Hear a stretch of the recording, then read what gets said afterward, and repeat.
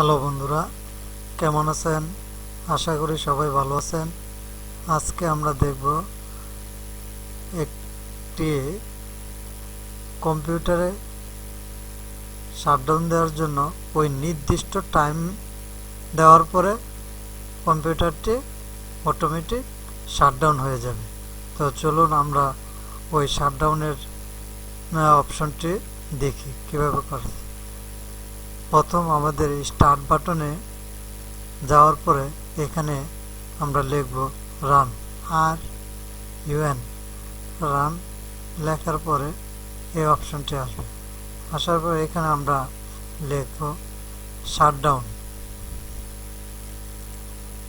দেখুন আমি একবার ট্রাই করছিলাম, এখানে লেখা আছে শাটডাউন। শাটডাউন দেওয়ার পরে এখানে SHOUTDOWN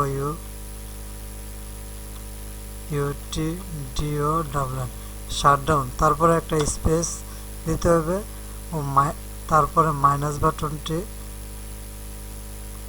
ক্লিক করতে হবে, তারপরে S, আবার একটা স্পেস, তারপরে মাইনাস বাটন, তারপর T দেওয়ার পরে এখানে একটা স্পেস দিয়ে আমি কতক্ষণ পরে শাটডাউন দিব ওই সময়টা আমার এখানে দিয়ে দিতে হবে।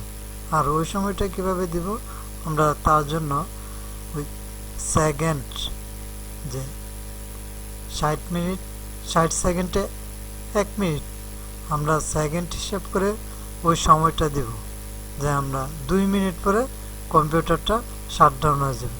তবে তো 120 সেকেন্ড, তো আমরা এখানে 120 সেকেন্ড দিয়ে দিব।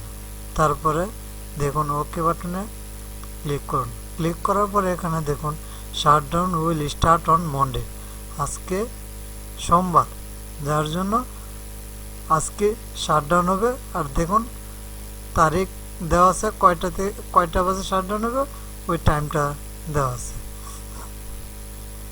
তো এখানে দেখুন আপনি টাইম 9:02, তো 9:04 PM শাটডাউন হবে। তো আমি ক্লোজ করে দিই। দেখুন 9:04, এখন 9:02, তো আমরা ওই টাইমটার জন্য একটু ওয়েট করি। আর এই টাইমের ভিতরে শাটডাউন হয়ে যাবে।